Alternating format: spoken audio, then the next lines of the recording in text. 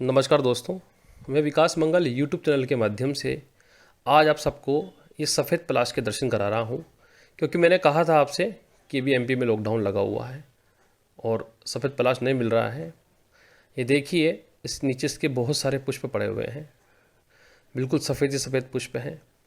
क्योंकि सफ़ेद पलाश एक दुर्लभ वृक्ष है, लाखों वृक्षों में एक वृक्ष होता है। बहुत सारे फूल इसके बिखरे पड़े हैं दोस्तों, क्योंकि अभी इसके फूलों का गिरने का टाइम आ गया है। गौर से देखिए आप, ये देखिए इसके पेड़ पर अभी पुष्प आ रहे हैं और ये पापड़े आ रहे हैं जिसमें बीज आएंगे। दोस्तों, सफ़ेद पलाश का हमारे आयुर्वेद में काफ़ी महत्व है और इसके माध्यम से कई प्रकार के कल्पों को किया जाता है, कई प्रकार का इसका तांत्रिक महत्व है। मेरे पास करीब 7 इसके कल्प हैं जिनको आयुर्वेद के अंदर बहुत ज़्यादा मुख्य माना गया है।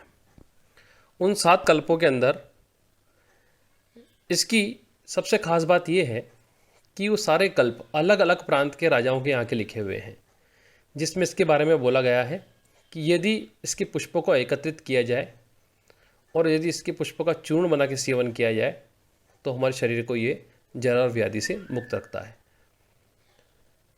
इसके बारे में ऐसा भी कहा गया है, ये बड़ा दुर्लभ वृक्ष है, इसका हमको बचा के रखना चाहिए। इसके बारे में ऐसा भी कहा गया है कि यदि इसके पुष्पों को एकत्रित किया जाए और शहद के साथ सेवन किया जाए तो काफ़ी लाभप्रद है। आप देखो, ये नीचे जो वृक्ष पड़े हैं, नीचे जो पुष्प पड़े हुए हैं, इन पुष्पों में मैंने थैले में पुष्प इकट्ठे किए हैं। बिल्कुल गौर से देख लीजिए आप, सफ़ेद वर्ण के पुष्प हैं ये। दोस्तों, इन पुष्पों को एकत्रित करने का मेरा एक ही लक्ष्य है कि जब भी मैं पारद गुट्टिकाएँ बनाता हूँ तो जो भी व्यक्ति मुझसे पारद गुट्टिकाएँ लेता है उस समय पर उसको मैं उसके मांगने पर एक पुष्प उस गुट्टिका के साथ भेज देता हूँ।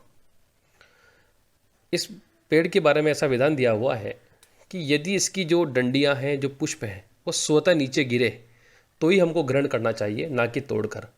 क्योंकि आपने रुद्राक्ष के बारे में सुना होगा कि रुद्राक्ष जब पेड़ से ऊपर से नीचे गिरता है और उसमें स्वतः छेद बनता है तो इसको ग्रहण करना चाहिए। वैसे तो हम लोग तोड़ के ग्रहण कर लेते हैं, मगर शास्त्रों में कहा गया है कि वही रुद्राक्ष सही होता है जो स्वतः पेड़ से गिरा हो। आप देखें, इसमें बिल्कुल श्वेत वर्ण के पुष्प आ रहे हैं, ये बिल्कुल श्वेत पुष्प आ रहे हैं। देखिए, आप गौर से देख लीजिए इसको। दोस्तों, सफ़ेद पलाश के माध्यम से क्या क्या प्रयोग होते हैं वो आपको बताता हूँ। सर्वप्रथम इसके पुष्पों के बारे में बात करेंगे।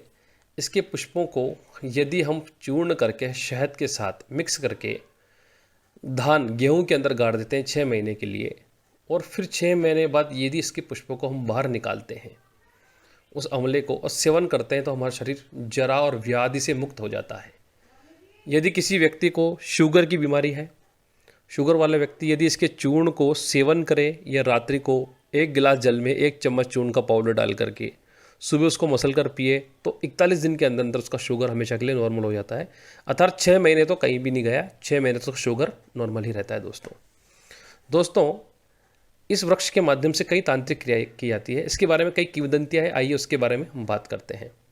सफ़ेद पलाश के बारे में ऐसा बोला गया, यदि इसके पुष्पों को किसी पशु के, उसका नाम नहीं बताऊंगा क्योंकि लोग पेड़ों को तोड़ना मरोड़ना चालू कर देते हैं, उसके दूध में डुबो करके यदि रांगे में डाला जाए पुष्प को तो रांगे की चांदी हो जाती है, ऐसा कहते हैं।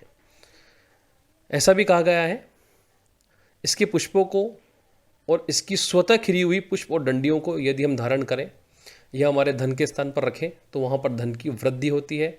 अर्थात मान लीजिए हमने धन रखा हुआ है, पैसे रखे हैं और वहाँ पर इसको रख दिया है तो धन खर्च तो होगा मगर वो धन बढ़ता ही रहेगा। जैसे 10,000 था तो 15,000 हो जाएगा, 16,000 हो जाएगा, मतलब बढ़ता चला जाएगा। पैसे कहीं से आ नहीं जाएंगे, काम तो आपको करना पड़ेगा, मगर आपको पता नहीं लगेगा कि हाँ भाई धन की वृद्धि हो रही है। ऐसा लगेगा कि हाँ भाई कल तक हमारे पास 10,000 थे, आज 15 हो गए, 20 हो गए। खर्चा भी होगा और लक्ष्मी की वृद्धि भी होगी, उसको बोलते हैं अक्षय लक्ष्मी। ये देखिए आप, ये ढेर पड़ा हुआ है पुष्पों का, बहुत मात्रा में पुष्प खिले हुए हैं अभी। देखिए बिल्कुल चांदी की तरह सफ़ेद पुष्प है, बड़ा दिव्य और सुंदर वृक्ष है, दुर्लभ है। दोस्तों, आप लोगों से कहा था मैंने कि जाऊंगा, इसलिए आपको दिखा रहा हूँ। एक ये देखिए, इसमें कितना सुंदर पुष्प आ रहे हैं, सफ़ेद बिल्कुल वाइट। देखिए कहीं कहीं सूर्य की किरणें जब पड़ जाती है, लाइट का फोकस चेंज हो जाता है तो हल्का सा कहीं कहीं आपको हल्का सा येलोपन नज़र आ जाता होगा साइडों में। देखिए बिल्कुल वाइट है, गौर से देख लीजिए आप, बिल्कुल वाइट। दोस्तों इसके बारे में ऐसा कहा गया है एक कल्प में कि श्वेत प्लास ते किम जानिया, अर्थात श्वेत प्लास को तुम क्या जानते हो।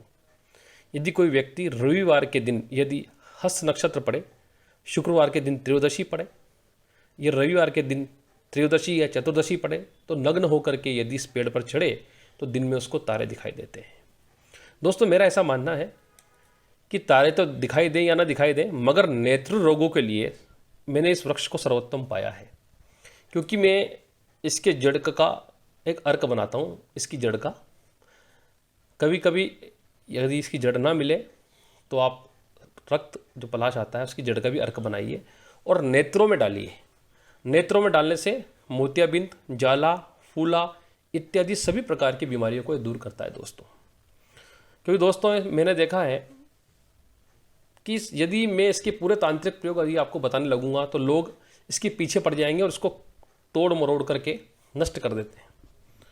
बहुत दुखदायी ये एक व्यवस्था लगती है मेरे को, क्योंकि हम लोग तंत्र को समझते नहीं है। हम लोगों को तो ऐसा दिखता है कि बस ये कर लें और धनी धन बरस जाए। लोग कर्म नहीं करना चाहते। इस वृक्ष का मैंने एक सबसे अच्छा उपयोग ये पाया है। यदि इस वृक्ष के पुष्पों को और डंडियों को लक्ष्मी स्थान पर रखते हैं या कहीं भोजन भंडारे की रसोई हमने करी है, क्योंकि मैंने कई संत महात्माओं को देखा है, वो बड़ी चतुरता के साथ क्या करते हैं, गणेश जी को स्थापित करते हैं और वहाँ पर जहाँ भोजन का भंडार होता है वहाँ पर इसके पुष्पों को, लकड़ियों को एक लाल पोटली में बांध कर रख देते हैं और वहाँ पर्दा लगा देते हैं। जहाँ जिस जिस पात्र में भोजन होता है उस पात्र पर भी कपड़ा ढक देते हैं और एक भंडारी उसमें से भोजन निकाल के देता जाता है। 1000 आदमियों का भोजन बना हो तो उसमें 10,000 आदमी भी खाना खा लेंगे तब भी कमी नहीं आती दोस्तों। ये मेरा नेत्रों से आंखों देखा सत्य प्रत्यक्ष अनुभव है दोस्तों। इसके माध्यम से एक कायाकल्प तैयार होता है, एक कल्प। उस कल्प को प्लाश आम्ल की कल्प बोला जाता है। ये कल्प पारस संहिता, कल्पसागर, मेरे पास के 7 पांडुलिपियों में, नंदिकेश्वर कल्प में इत्यादि ग्रंथों में यह मौजूद है। ऐसा कहा गया है यदि इसका 5 फीट का तना नीचे का काट लिया जाए, जड़ सहित जमीन में रहने दिया जाए, 5 फीट ऊंचा रहने दिया जाए और उसको किसी खाती को बुला करके यदि इसको खोखला करके उसमें आंवले भरे जाए और जो बुरादा निकला उसको डाल करके वापस मिट्टी और गोबर से उसको लेपित करके यदि उसको 50 किलो कंडों की अग्नि दी जाए तो जो उसके तने के अंदर जो सार होता है वो सार उन आंवलों में आ जाएगा और आने के बाद वो आंवले दिव्यता को प्राप्त करते हैं। यदि उन आंवलों का सेवन किया जाए तो शरीर का कायाकल्प करते हैं, पुनः शरीर को नवीन बनाने का कार्य करते हैं दोस्तों। क्योंकि ये कल्प मुरारी देसाई जी ने एक वृंदावन के संत के सामने किया था दोस्तों ये बहुत दुर्लभ चीज़ है। मैं आपको इसलिए समझा रहा हूँ क्योंकि लोग इसकी किंवदंतियों के कारण इसको नष्ट कर रहे हैं। हम लोगों को इसको संरक्षण करना है, संरक्षित करना चाहिए। इसके जैसे बीज उपलब्ध होते हैं, मैं बीज की तैयारी में बैठा हूँ। अभी देखिए आप, इसमें पापड़े आ रहे हैं और जब पापड़े आ रहे हैं तो ये समझ लीजिए बीज भी आने में महीना 1.5 महीने का समय ज़्यादा से ज़्यादा मानिए आप, क्योंकि रक्त पलाश में लेट आते हैं, बीज सफ़ेद पलाश में पहले आते हैं। इसके बीजों के लिए भी ऐसा कहा गया है, इसके बीजों से भी एक दिव्य कल्प उत्पन्न होता है। यदि इसके बीजों का तेल निकाल लें और उन तेल को यदि हम बूंद बूंद की मात्रा में नाक में डालें और दूध में सेवन करें तो व्यक्ति के बाल काले ही रहते हैं। और दूध में सेवन करने से धीरे धीरे व्यक्ति की जो जरावस्था आ गई है, जो सफ़ेद बाल हो गए हैं या चेहरे पर झुर्रियाँ पड़ गई है, उनको हटा करके ये पुनः उस व्यक्ति को युवा बनाने में सामर्थ्यता प्रदान करता है। दोस्तों इसका एक संबंध सूर्य से है, क्योंकि ब्रह्म वृक्ष की जो उत्पत्ति है वो ब्रह्म से है, हिरण्यगर्भ से है। हिरण्यगर्भ का संबंध सूर्य से है और सूर्य का संबंध इस ब्रह्म वृक्ष पलाश से है। जिन व्यक्तियों का सूर्य कमजोर होता है उन व्यक्तियों को इसका पुष्प धारण करना चाहिए, क्योंकि पुष्प ही सब कुछ है। पुष्प धारण करने से उसका सूर्य जो है वो सुधरता है, उसका जो ग्रह सूर्य ग्रह खराब हो रहा है वो सही होता है। क्योंकि नेत्र के जितने भी रोग हैं या पिता पुत्र का जो संबंध खराब होता है या प्रशासनिक कार्यों में जो नौकरियां हैं या जो हम नौकरियों के लिए ट्राई करते हैं वो सूर्य से संबंधित होती है। जिसका सूर्य बली होगा, जिसका मंगल बली होगा, वही व्यक्ति नौकरी को प्राप्त करता है। आप चाहे तो जन्मपत्री उठा के देख लीजिएगा। इससे संबंधित एक चीज़ मैं तैयार करता हूँ, यदि कोई मांगता है तो, क्योंकि मैं इसको बना बना के तो रखता नहीं हूँ। मैं तो विशेष नक्षत्रों में, विशेष तिथियों में इसको ले आता हूँ। आज विशेष दिन था, शुक्रवार की त्रयोदशी थी, तो मैं पूरा मेरे कल्प के अंदर तंत्र में जो लिखा था उसको देख करके इसके पुष्पों को, इसकी डंडियों को लेने आया था, जो स्वतः खिरी हो। तोड़ने में तो दोस्तों मैं भी तोड़ सकता हूँ, पूरा पेड़ मेरे सामने खड़ा है, मगर इस पेड़ को नष्ट क्यों करें? क्यों हम अपने स्वार्थ के लिए इस पेड़ को तोड़ें, खोदें, मरोड़ें? मैं देख रहा हूँ कई लोग इसकी जड़ को खोद रहे हैं, काट रहे हैं, पीट रहे हैं। लाखों में एक वृक्ष होता है, आप लोग इसके बीज को बोइए, इसका बीज तैयार होने दीजिए, इसके बीज मैं आप लोगों को दूंगा, ताकि ये वृक्ष जहाँ भी लगा रहे, हमारे भारत की सनातन संस्कृति को जिंदा रखे। दुर्लभ वृक्ष है दोस्तों। इसके बारे में किंवदंती और सुनी मैंने कई मूर्खों को सुना ऐसा कहते कि यदि मुझे सफ़ेद पलाश का पेड़ मिल जाए तो मैं पैसों की बरसात कर दूंगा। ऐसे ऐसे लोग हैं जैसी मूर्खता भरी बातें करते हैं। जड़ी बूटियों में दिव्यता तो होती है, क्योंकि संजीवनी नहीं होती तो लक्ष्मणी जिंदा नहीं होती, इनमें भी प्राण होते हैं। मगर ऐसा नहीं है कि धन बरस जाएगा या कुछ हो जाएगा। ये आपके भंडार के अंदर धीरे धीरे इसके सात्विक प्रभाव के कारण जो ऊर्जा बनती है, उससे एक पॉजिटिविटी बनती जाती है, और हमारे मन को ऐसा लगता है, एक साइकोलॉजी फिट हो जाती है दिमाग में कि नहीं, हाँ ऐसा हो रहा है, ऐसा हो रहा है, क्योंकि इसका प्रभाव ही है, क्योंकि पॉजिटिविटी फैलाता है। आप देखें, इसके पत्तल के अंदर भोजन करते हैं हम लोग, तो हमारे नेत्रों को ये स्वस्थ रखता है, हमारी पाचन क्रिया को सुधारता है, पेट को अच्छा रखता है।